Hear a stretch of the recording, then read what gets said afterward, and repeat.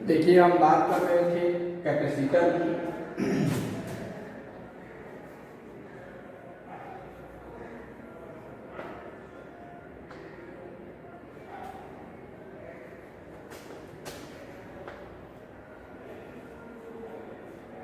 Capacitor and capacitance. तो हम लोग डिस्कस किए थे कि कैपेसिटर होता क्या है। कैपेसिटर एक डिवाइस होता है जो कि यूज होता है for storing large amount of charge. Large amount of charge store करने के काम आता है कैपेसिटर। और कैपेसिटेंस ऑफ कैपेसिटर रिप्रेजेंट करता है कि कितना ज़्यादा चार्ज स्टोर किया जा सकता है उस पर।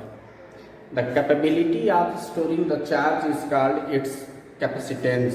तो कैपेसिटर का कैपेसिटेंस के लिए हम एक्सप्रेशन फाइंड करेंगे फॉर डिफरेंट कैपेसिटर। तो ये तो हम जान गए कि एक डिवाइस होता है सिंपली जो कि चार्ज स्टोर करने के काम आता है, और on the principle of law of conservation of charge ये वर्क करता है। कोई भी ये ऑब्जर्व किया गया।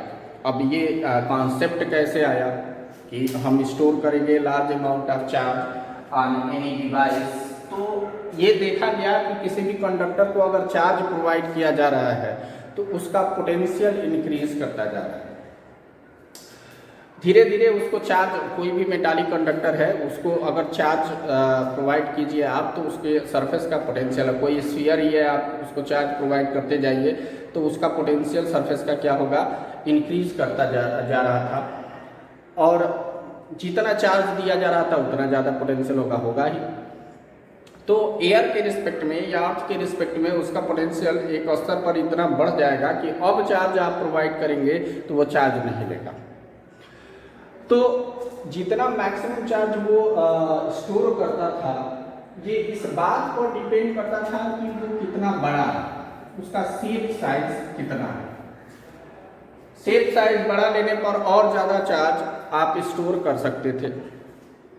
तो इसका मतलब जो कैपेसिटेंस ऑफ कंडक्टर है जिस पर कि आप चार्ज स्टोर कर रहे हैं, वो इस बात पर डिपेंड कर रहा है कि उसका शेप साइज कैसा है, कितना है। तो कोई भी अगर मान लीजिए कि एक तरीका आपने निकाला कि हम इस तरीके से चार्ज स्टोर कर सकते हैं, तो उसको आप ऑप्टिमम स्तर तक यूज करना चाहेंगे कि हम और ज़्यादा चार्ज कैसे स्टोर कर पाएँ।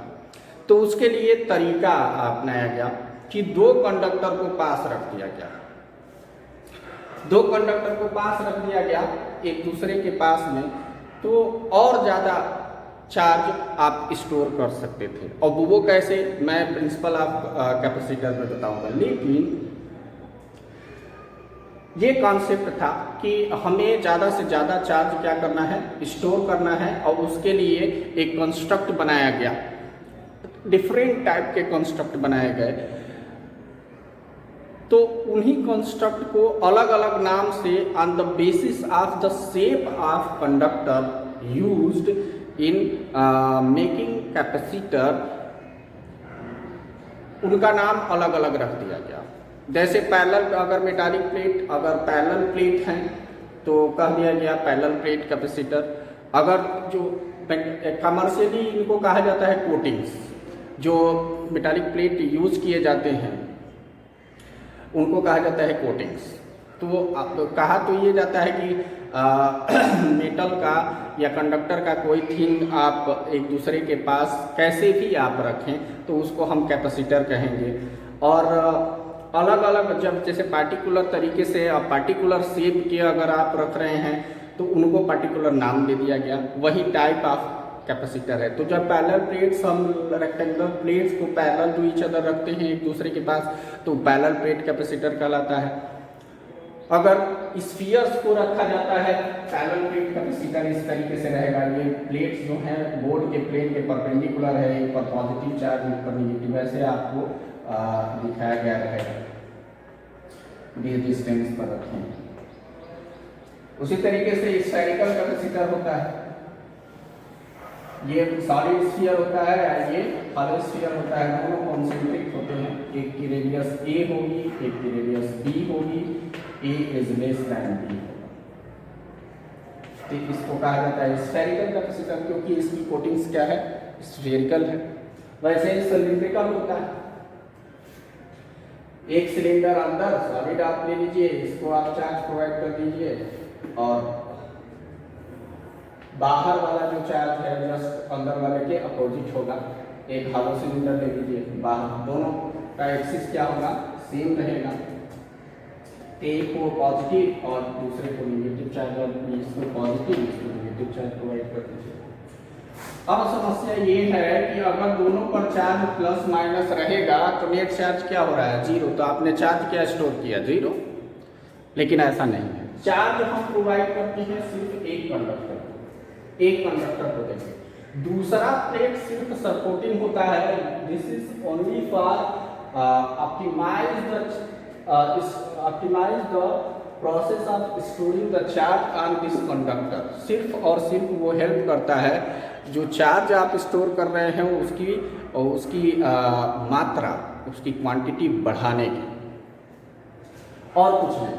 तो मैं बताऊंगा कि किस तरीके से ये सोचा गया कि दूसरा प्लेट रखें तो इससे इम्प्रूव हो जाएगा, और ज़्यादा सेम पोटेंशियल के लिए और ज़्यादा हम चार्ज प्रोवाइड कर सकते हैं जिस कंडक्टर को हम चार्ज प्रोवाइड कर रहे थे। लेकिन उसके पहले हम शुरू करते हैं फिर से कैपेसिटर के यहाँ से, और जो मैं बात कर रहा था शुरू में कि capacitor is a device which is used for storing large amount of charge and it works on the principle of law of conservation of charge।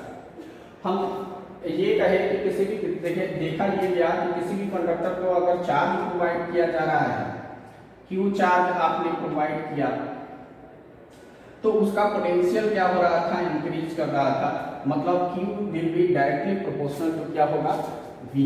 और यही क्यू अगर यहाँ पर प्रोपोर्शनलिटी कांस्टेंट लाए तो इसी प्रोपोर्शनलिटी कांस्टेंट को क्या कहा जाता है, कैपेसिटेंस ऑफ कैपेसिटर या कैपेसिटेंस ऑफ दैट कंडक्टर। हमने कहा कि कोई भी कंडक्टर होगा तो उस पर आप चार्ज स्टोर कर सकते हैं। तो सिंपली एक कंडक्टर की हम बात कर रहे हैं, मान लीजिए कि वो स्फीयर ही है, तो उस पर चार्ज आप क्यू प्रोवाइड कर रहे हैं, तो उसका पोटेंशियल क्या हो जा रहा है, तो Q इक्वल्स टू क्या मिला, C into V, where C is the proportionality constant and called capacitance of this conductor। तो यहाँ से C इक्वल्स टू क्या हो जाएगा, Q by V, इसकी यूनिट हो जाएगी कूलम्ब पर वोल्ट। मतलब एक कैपेसिटर की कैपेसिटी तब ज़्यादा बोली जाएगी जब कम वोल्टेज पर ज़्यादा चार्ज स्टोर करें, है कि नहीं। उसकी कैपेसिटी तब कही जाएगी कि ज़्यादा है जब कम वोल्टेज पर ज़्यादा चार्ज स्टोर करें। इसी 1 कूलम्ब पर वोल्ट को कहा जाता है 1 फैराड। कैपेसिटेंस की SI यूनिट होती है। 1 कूलम्ब पर वोल्ट को ही क्या कह दिया गया, 1 farad. 1 farad very large unit होती है। मतलब जो कैपेसिटर के कोटिंग्स होते हैं, जो प्लेट्स होते हैं, उनका शेप और साइज बहुत बड़ा आता है जब इस कैपेसिटी के कैपेसिटर की का इमेजिनेशन किया जाता है। तो कहने का मतलब हमने पहले ही बताया कि जो कोटिंग्स है या कंडक्टर है उसके शेप और साइज पर डिपेंड करता है C की वैल्यू, कैपेसिटेंस की वैल्यू, ठीक है। Capacitance of a conductor depends on shape and size of the conductor, ठीक। ये मेनली शेप और साइज पर डिपेंड करता है। इसकी SI यूनिट क्या होती है, farad. But generally capacitor which are used in our appliances are given in microfarad और नैनोफैराड। माइक्रोफैराड में जनरली आपको मिलता है, जैसे कंडेंसर होता है फैन का, तो यहाँ भी चार्ज स्टोर होता है। तो ये इसकी क्या हो गई, SI यूनिट फैराड। ये एक स्केलर क्वांटिटी है, मतलब चूंकि फिजिकल क्वांटिटी है, आप मेजर कर रहे हैं तो ये भी बताना जरूरी है कि ये क्या होता है, स्केलर क्वांटिटी। अब हम बताएंगे किसी स्फीयर कैसे आप कैपेसिटेंस फाइंड करेंगे किसी भी कंडक्टर। हम सिर्फ कंडक्टर ले रहे हैं, एक स्फीयर, और उसके बाद हम बताएंगे प्रिंसिपल ऑफ कैपेसिटर। तो अगर कैपेसिटेंस फाइंड करना है तो हमें क्या करना पड़ेगा कि कितना चार्ज प्रोवाइड किया तो कितना पोटेंशियल हो गया। अगर हमें पता हो तो किसी भी कंडक्टर का कैपेसिटेंस फाइंड कर सकते हैं। तो जरा देखते हैं, अगर मान लो कि स्फीयर ही है, इसका रेडियस क्या है, r है, स्फेरिकल कैपेसिटेंस r। हमने ये बात कर दिया कि अलग अलग शेप के प्लेट्स अगर लेंगे तो उसको अलग अलग कैपेसिटर कहा जाता है। ठीक है, पैरेलल प्लेट आप लेंगे तो उसको क्या कहा जाएगा, पैरेलल प्लेट कैपेसिटर। स्फेरिकल लेंगे तो स्फेरिकल कैपेसिटर, और सिलिंड्रिकल लेते हैं तो सिलिंड्रिकल कैपेसिटर कहा जाता है। तो इसके बाद मैं इस स्फीयर का की कैपेसिटी फाइंड करना चाह रहा हूँ, कैपेसिटेंस ऑफ स्फेरिकल कंडक्टर, सिर्फ कंडक्टर ये माना जाता है। अब मैंने कहा कि दो metallic or conducting things placed near to each other is construct of capacitor. तो कैपेसिटर में दो कंडक्टिंग ऑब्जेक्ट होंगे जो कि एक दूसरे के पास रखे गए होंगे, इसमें तो सिंगल कंडक्टर है। तो ये कहा जाता है कि इसका दूसरा प्लेट मतलब दूसरा स्फीयर कहाँ होगा, इन्फिनिटी पर। ये भी एक एग्जांपल ऑफ स्फेरिकल कैपेसिटर ही है जिसमें कि सिंगल प्लेट है, और ये कहा जाता है कि दूसरा प्लेट इसका कहाँ है, इन्फिनिटी पे। तो खैर वो आगे की बात हो गई, मैं स्फेरिकल का कैपेसिटर भी आपको बताऊंगा, तो वहाँ पर यही फार्मूला फिर से डिराइव करके बताऊंगा, जब उसके लिए फार्मूला आपको बताऊंगा स्फेरिकल का, जहाँ पर कि दो स्फीयर्स लेके मैं डिराइव कराऊंगा। लेकिन यहाँ पर आप समझिए सिंपल ही जो फार्मूला आपने कैपेसिटी के लिए अभी डिराइव किया, अभी लिखा कि C इक्वल्स टू क्या होता है, Q/V। तो उसके बेसिस पर इसकी कैपेसिटी आप फाइंड कर सकते हैं। कैपेसिटी के लिए एक्सप्रेशन वो रेडियस के डायरेक्टली प्रोपोर्शनल होगा, अभी आएगा। मैंने कहा कि शेप और साइज पर डिपेंड करता है। मान लीजिए कि इसका रेडियस क्या है, r। ठीक है, तो कैपिटल R इसका रेडियस है, सेंटर O है। तो अगर Q चार्ज प्रोवाइड किया जा रहा है इस कैपेसिटर को, अगर कंडक्टर को अगर Q चार्ज आप प्रोवाइड करेंगे तो इसके सरफेस का पोटेंशियल कितना हो जाएगा, तो V इक्वल्स टू Q अपन आप पढ़े हैं 4πε0 कैपिटल R, इसका क्या हो जाएगा, पोटेंशियल। तो जाहिर सी बात है दूसरे प्लेट और इस प्लेट जो इन्फिनिटी पे है तो उसका पोटेंशियल क्या होगा, 0। तो इसके और उसके बीच में पोटेंशियल डिफरेंस कितना मिलेगा, यही Q/4πε0r। ठीक है, and charge given to conductor is charge given equals to Q। ठीक है, तो कैपेसिटी कितनी हो जाएगी, कैपेसिटी या कैपेसिटेंस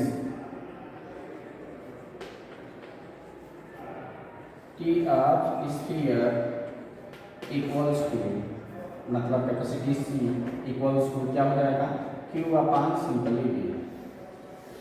तो आप इसको डिवाइड कर दो, Q को किससे, V से। तो Q/4πε0 कैपिटल R डिवाइड करोगे तो Q कैंसिल हो जाएगा, क्या आएगा, 4πε0 कैपिटल R। अब ज़्यादा देखो ये तो कांस्टेंट है 4πε0, तो सिंपली किस बात पर डिपेंड कर रहा है, capacity of this capacitor is directly proportional to radius. ठीक है, और ये क्या कह रहा है कि इसके साइज पर डिपेंड करता है कैपेसिटी। जितना बड़ा रेडियस ज़्यादा मतलब बड़ा स्फीयर, तो बड़ा स्फीयर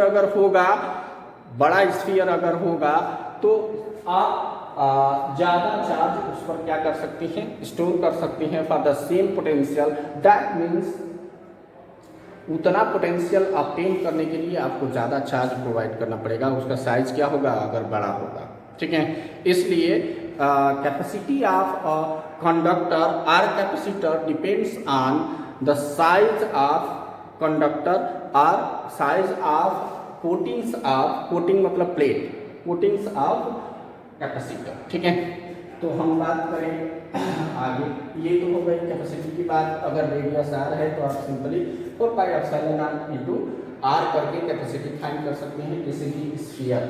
तो ये स्फेरिकल कंडक्टर था, ये फिर से मैं कंसीडर करूंगा जब स्फेरिकल कैपेसिटर की बात करूंगा। इसके बाद जो कैपेसिटर आप लोगों को पढ़ना है मेनली वो सिर्फ पैरेलल प्लेट कैपेसिटर आपको पढ़ना है, लेकिन पढ़ाता मैं सब बता देता हूँ ताकि आपको कोई कंफ्यूजन न हो। रेफरेंसेज में गिवन है तो आपको दिक्कत न हो पढ़ने में, आपको चीज़ें समझ में आएगी तो आप इजीली किसी बुक से भी पढ़ सकते हैं। तो इस वजह से मैं बताता चलता हूँ सारे वही टॉपिक जो कि थोड़े से आपके लिए हेल्पफुल होंगे इन सेल्फ स्टडी।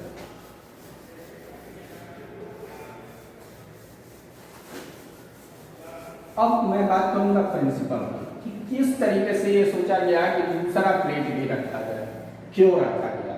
हम तो अभी केवल सिंगल स्फीयर लेके उसकी कैपेसिटी फाइंड कर दिए, C=Q/V करना है, हमें सिर्फ चार्ज देखना है।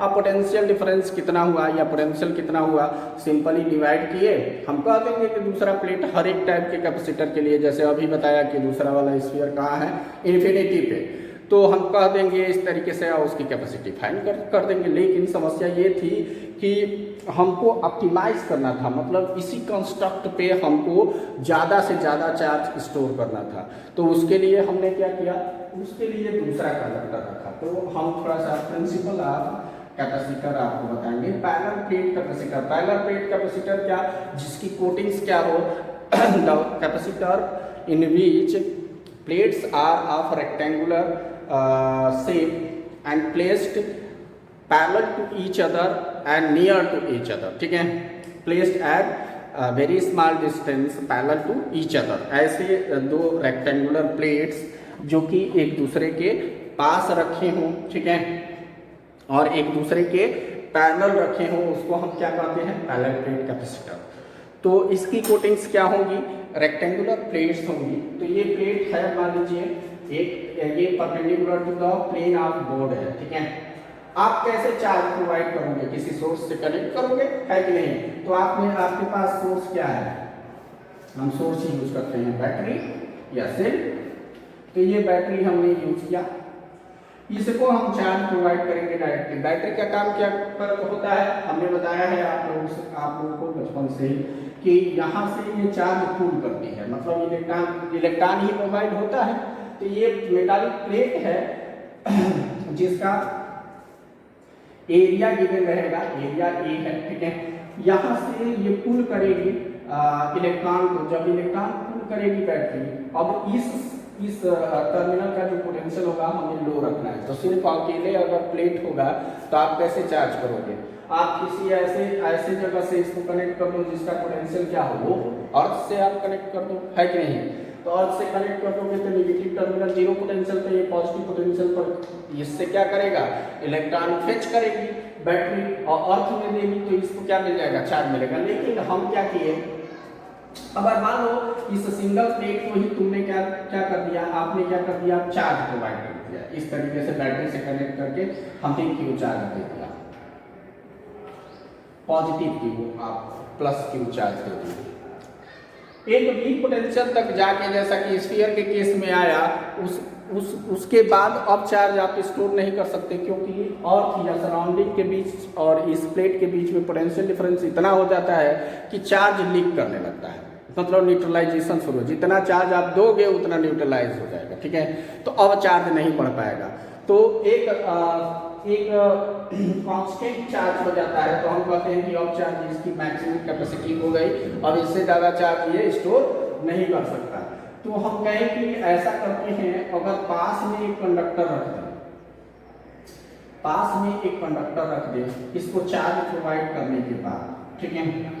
तो चार्ज अगर इसको हमने प्लस क्यू दे दिया और दूसरा कंडक्टर हमने रख दिया इसके पास में, तो इससे फायदा क्या होगा, कहा यह गया कि जैसे ही दूसरा प्लेट हम रखेंगे कंडक्टिंग प्लेट, तो इस पर क्या आ जाएगा, एक नेगेटिव चार्ज आ जाएगा माइनस क्यू का, है कि नहीं। माइनस क्यू चार्ज इस पर आएगा और फिर प्लस क्यू चार्ज इस पर आएगा ड्यू टू इंडक्शन। किस वजह से, इंडक्शन। देखिए ये जो चार्ज है ये हमने प्रोवाइड नहीं किया, सिर्फ हमने क्या रखा, दूसरा वाला प्लेट। इसीलिए कहा जाता है कि अभी मैं बता रहा था कि प्लस माइनस दोनों कैंसिल होकर जीरो हो गया, तो आपने चार्ज क्या प्रोवाइड नहीं, हमने क्यू प्लस क्यू चार्ज किसको दिया है, इस वाले प्लेट को, ठीक है। इस पर हमने कुछ नहीं किया, हम सिर्फ इस पर ड्यू टू इंडक्शन इस पर चार्ज ये जनरेट हुआ -q, ठीक है। अब ये जब -q चार्ज जनरेट हो गया तो इससे लाभ क्या हुआ? इससे फायदा ये हुआ कि देखो जो पोटेंशियल अगर V ये ऑब्टेन कर चुका था पहले जब +q चार्ज आपने दिया, ठीक है, तो +q चार्ज देने पर ये इसका पोटेंशियल क्या हो गया था इस प्लेट का V। अब जैसे ही ये प्लेट रखा जाएगा तो यह -q होगा, तो इस वाले प्लेट के इस वाले सरफेस से इस प्लेट की डिस्टेंस क्या होगी? कम। तो इसके कारण एक -v' पोटेंशियल यहाँ जनरेट होगा इस प्लेट पर, वाली प्लेट पर, और इस वाले सरफेस के कारण एक +v double dash potential generate होगा। लेकिन इसके कारण जो पड़ेगी इसकी डिस्टेंस यहाँ से ज्यादा है, दूसरे वाले सरफेस की डिस्टेंस इस प्लेट से क्या है? ज्यादा, और इस पहले वाले प्लेट की डिस्टेंस इस वाले प्लेट से क्या है? कम। तो पोटेंशियल किसका ज्यादा होगा? नेगेटिव वाले का पोटेंशियल ज्यादा होगा। इसका मतलब नेट पोटेंशियल जैसे ही हम रखेंगे तो इस प्लेट का क्या हो जाएगा? कम। इस जो जिसको हमने चार्ज प्रोवाइड किया था उस प्लेट का पोटेंशियल क्या हो जाएगा? थोड़ा सा रिड्यूस कर जाएगा, और जैसे रिड्यूस कर जाएगा तो आपने जितना चार्ज दिया था उतने ही पर पोटेंशियल क्या हो गया? थोड़ा सा रिड्यूस हो गया, तो और थोड़ा सा चार्ज आप प्रोवाइड कर पाओगे इस प्लेट को, तो और चार्ज लेगा। मतलब कि V पोटेंशियल पर वो पहुंच गया था, अब चार्ज आप स्टोर नहीं कर पा रहे थे, लेकिन जैसे ही दूसरा कंडक्टर हमने रखा तो थोड़ा सा और चार्ज आप स्टोर कर पाओगे उसी कंडक्टर पर। तो इसका मतलब कि ये इम्प्रूव कर रहा है क्वांटिटी ऑफ चार्ज, अब हम ज़्यादा स्टोर कर पाएंगे। इसका मतलब दूसरे कंडक्टर का रखना इसको ऑप्टिमाइज चार्ज स्टोरिंग कैपेसिटी को इम्प्रूव कर रहा है। तो ये फायदेमंद है, इसी पर्पज के लिए हम बना रहे थे। अब क्या है? अब इस दूसरे वाले सर का एक डिस्टर्ब कम कर रहा है, ये वाला चार्ज ये फिर से इंक्रीज कर दे रहा है +v, भले ही नेट पोटेंशियल क्या हो रहा है? डिक्रीज कर रहा है, लेकिन हम क्या करेंगे? इस चार्ज को चाहेंगे कि वेनिश हो जाए। अगर वेनिश हो जाए तो पूरा -v' के बराबर पोटेंशियल ड्रॉप होगा और ज्यादा से ज्यादा चार्ज आप स्टोर कर पाओगे, ठीक है। तो करते क्या है? इस दूसरे वाले प्लेट को हम क्या कर देते हैं? अर्थ। दूसरे वाले प्लेट को क्या कर देते हैं? मतलब इसी प्लेट के दूसरे वाले सरफेस को क्या कर दिया जाता है? अर्थ। हम जैसे ही अर्थ करेंगे तो ये जो पॉजिटिव चार्ज है ये क्या हो जाएगा? वेनिश हो जाएगा, ठीक है, ये वेनिश हो जाएगा। ये जैसे ही वेनिश हो जाएगा तो ये +v' जो आपने लिखा था ये खत्म हो जाएगा। अब सिंपली -v' के बराबर इसका पोटेंशियल ड्रॉप होगा, तो और चार्ज आप इसको स्टोर कर सकते हो, ठीक है। तो दूसरा कंडक्टर सिर्फ रखा जाता है for improving the charge store on the first plate, ठीक है। जो पॉजिटिव चार्ज आपने प्रोवाइड किया है उस प्लेट पर और ज़्यादा चार्ज स्टोर करने के लिए दूसरा कंडक्टर रखा जाता है, वो चाहे जिस शेप का हो, चाहे स्फेरिकल कैपेसिटर की बात हो, चाहे सिलेंड्रिकल कैपेसिटर की बात हो, या पैरेलल प्लेट कैपेसिटर में। तो ये प्रिंसिपल होता है, ये तरीका था इस बेसिस पर बनाया गया कैपेसिटर कि हम एक 2 conductors are placed near to each other, ठीक है, so as to store large amount of charge, then this construct is called capacitor. If the plates or conductor are of the shape of parallel rectangular plate kept parallel to each other at a small distance, then that capacitor is called parallel plate capacitor. तो हम अब ये बात करेंगे capacity of parallel plate capacitor की। आपको ये समझ में आ गया होगा कि दूसरे वाले प्लेट पर जो चार्ज है वो कैसा चार्ज है? Induce charge. ये प्लस माइनस होके कैंसिल नहीं होगा, ठीक है। आपने जो चार्ज प्रोवाइड किया है वो किसको दिया है? पहले वाले प्लेट को, ठीक है। तो आप कभी कैंसिल नहीं कहोगे कि नेट चार्ज हो। कैपेसिटर पर चार्ज जब बताया जाता है तो सिर्फ कहा जाता है कि क्यू चार्ज हमने दिया, ठीक है, चाहे पैरेलल प्लेट हो चाहे स्फेरिकल हो, हम सिर्फ पहले वाले प्लेट को, पहले वाले कंडक्टर को जो चार्ज दिए हैं वही दिया हुआ चार्ज बताया जाता है, दैट इज गिवन चार्ज। तो आप चार्ज ऑन कैपेसिटर ये नहीं कहेंगे कि +q की -q, आप क्या कहेंगे? हमने क्यू चार्ज प्रोवाइड किया है, ठीक है। प्लस क्यू माइनस क्यू लिखा जाता है, लेकिन एक प्लेट के चार्ज के मैग्नीट्यूड को हम रिप्रेजेंट करते हैं कि क्यू चार्ज हमने प्रोवाइड किया, ठीक है, कैपेसिटर पर। अब हम आराम से डिस्कस कर सकते हैं capacity of parallel plate capacitor, ठीक है। तो पैरेलल प्लेट कैपेसिटर को हमने डिफाइन कर दिया कि वेयर द शेप ऑफ फोर्टीन्स are conductors are parallel plate which are rectangular in shape, ठीक है। तो when rectangular conducting plates are kept parallel to each other at small distance or small separation, then this construct is called parallel plate capacitor, ठीक है। अब हम इस parallel plate capacitor की capacity का एक्सप्रेशन फाइंड करेंगे। मैंने ये बता दिया था कि इलेक्ट्रिक फील्ड जब अब आप मान लो कि इसको चार्ज आपने प्रोवाइड किया प्लस क्यू और ये माइनस, ठीक। तो जाहिर सी बात है ये चार्ज जब तक रहेगा सारा का सारा चार्ज इस कंडक्टर का इसी सरफेस पर दिखाई देगा और यहाँ माइनस। अब तो ये चार्ज हमने इसको अर्थ पर दिया है, ये अर्थ है, तो इस पर जो भी चार्ज था वो चला गया अर्थ में, ठीक है। प्लस क्यू हमने प्रोवाइड कर दिया है अगर चार्ज, तो इस यहाँ पर एक इलेक्ट्रिक फील्ड बन जाएगा। ये याद रखना कि इलेक्ट्रिक फील्ड इनसाइड अगर प्लेट्स के का शेप काफी बड़ा है तो इनसाइड कैपेसिटर इस वॉल्यूम में uniform electric field constant electric field generate होता है, लेकिन साइड में जो इलेक्ट्रिक लाइंस ऑफ फोर्सेस हैं वो थोड़ी सी टिल्टेड हो जाती हैं, नॉन यूनिफॉर्म होता है, ठीक है। यहाँ इलेक्ट्रिक फील्ड लाइंस थोड़ी सी कर्व्ड हो जाएगी, लेकिन on the electric field lines parallel to each other होती हैं और यूनिफॉर्म इलेक्ट्रिक फील्ड होता है। हमने फाइंड किया था कंडक्टर के लिए इलेक्ट्रिक फील्ड दो तरीके से यहाँ इलेक्ट्रिक फील्ड आप फाइंड कर सकते हो। एक तो मैंने बताया था जो E plus Q E minus Q sigma upon 2 epsilon not दोनों का ऐड होके क्या आ जाएगा सिग्मा अपान एप्सिलॉन नॉट। एक तो वो तरीका है, दूसरा आप गॉस लॉ अप्लाई करके फाइंड कर सकते हो।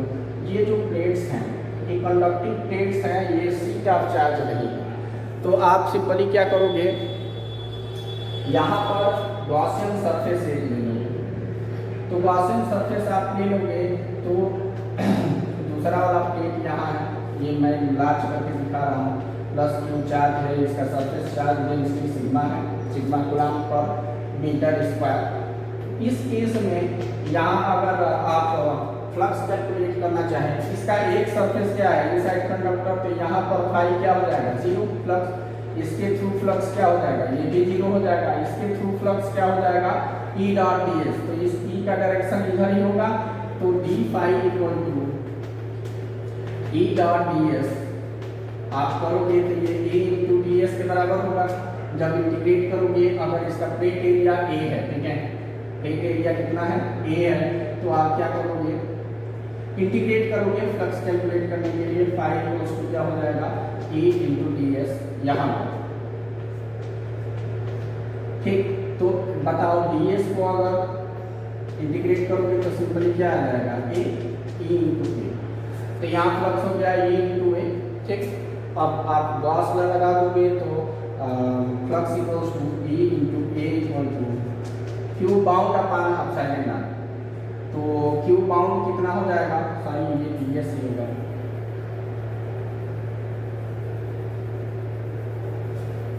इस ds पर ही हम फाइंड कर ले, जितना यहाँ चूंकि यूनिफॉर्म होगा हम जानते हैं तो कोई मतलब ही नहीं है। आप डी फाई इक्वल्स टू क्या हो जाएगा ए इंटू डी एस होगा।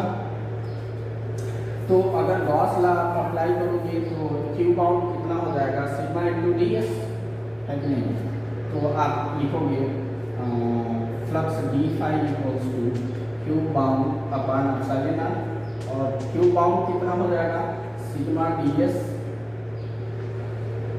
क्यू बाउंड हो जाएगा sigma D S upon epsilon naught, और ये डी फाई की वैल्यू आप कैलकुलेट कर चुके हो ई इंटू डी एस, तो डी एस कैंसिल हो जाएगा, ये क्या हो जाएगा सिग्मा अपान एप्सिलॉन नॉट। तो इलेक्ट्रिक फील्ड कितना आ जाएगा सिग्मा अपान एप्सिलॉन नॉट। मैं दूसरे तरीके से भी बता दूंगा। सिग्मा अपान एप्सिलॉन नॉट क्या आ गया, इलेक्ट्रिक फील्ड की वैल्यू। तो आप सिंपली पोटेंशियल डिफरेंस फाइंड कर सकते हो। तो आप पोटेंशियल डिफरेंस कैसे फाइंड करोगे, ई इस एरिया में, मैं तो ये कह रहा था कि यूनिफॉर्म इलेक्ट्रिक फील्ड है, ठीक है। आप चाहें तो पूरे यहाँ रेक्टेंगुलर भी ले सकते हैं, गॉसियन सरफेस पूरा एरिया ई इंटू ए कर दो, ठीक है, टोटल फ्लक्स, और उसके बाद ई इंटू ए करके यहाँ sigma A upon epsilon not करके कैलकुलेट कर दोगे, फिर भी यही आएगा, ठीक है। चूंकि यूनिफॉर्म है तो एक छोटे से वॉल्यूम में हमने कैलकुलेट कर लिया, ठीक है, उतना ही होगा चारों तरफ। तो ये इलेक्ट्रिक फील्ड ई चारों तरफ है, और हम लोगों ने पढ़ा था E equals to dv by D R minus dv by D R, ठीक है। तो चूंकि यूनिफॉर्म है तो हमने बताया था कि पोटेंशियल डिफरेंस अपान क्या होता है, d, अगर इनके बीच में सेपरेशन d है तो E इक्वल्स टू क्या होगा, माइनस, देखिए अगर माइनस लेते हैं तो पोटेंशियल डिफरेंस यहाँ से इधर मूव करेंगे तो ये नेगेटिव चार्ज है, नेगेटिव, तो V minus minus V plus अपान कितना होगा D, है कि नहीं। और अगर माइनस साइन को इसमें कंसीडर कर लो तो E इक्वल्स टू क्या हो जाएगा, V plus minus V minus अपान V, और ये पोटेंशियल डिफरेंस अगर मैं कह दूँ कि V है, ठीक है, तो V बाई क्या हो जाएगा D, तो यहाँ से V इक्वल्स टू क्या हो जाएगा E इंटू D, मतलब कहने का मतलब इनका डिफरेंस हमने क्या लिख दिया, V volt, potential difference V volt है, तो V इक्वल्स टू क्या हो जाएगा E इंटू D। चूंकि यूनिफॉर्म इलेक्ट्रिक फील्ड है तो आराम से आप ऐसे लिख सकते हो। तो ये तो कैलकुलेट हो गया कि V कितना होगा, आपने चार्ज कितना दिया है, Q चार्ज प्रोवाइड किया है, और E की वैल्यू कितनी आई, सिग्मा अपान एप्सिलॉन नॉट, इसको आप लिख सकते हो सिग्मा को क्या, सिग्मा को Q upon A into epsilon not, ठीक है। अब इस E को यूज कर लो तो V आप लिख सकते हो। तो V इक्वल्स टू आप क्या लिखोगे, यहाँ लिख रहा हूँ, V इक्वल्स टू E की वैल्यू पुट करो तो क्या हो जाएगा, QD A एप्सिलॉन नॉट, ठीक है। और तब कैपेसिटी C की वैल्यू क्या होगी, Q बाई V, ठीक है। Capacity C equals to Q by V, तो C इक्वल्स टू क्या हो जाएगा, Q upon QD upon A epsilon naught, Q cancel, epsilon naught A upon क्या आ गया B। यही एक्सप्रेशन होता है कैपेसिटी के लिए, parallel plate capacitor, when there is air in between plates of capacitor. तो इस वीडियो में इतना ही रहने देते हैं, आगे बताएंगे हम जब डाइलेक्ट्रिक स्लैब रखें इसमें तब कैपेसिटी कैसे इम्प्रूव करती है या क्या होता है, तो उसके बारे में अभी डिस्कस करेंगे। अभी काफ़ी पैरेलल प्लेट कैपेसिटर में ही चलेगा।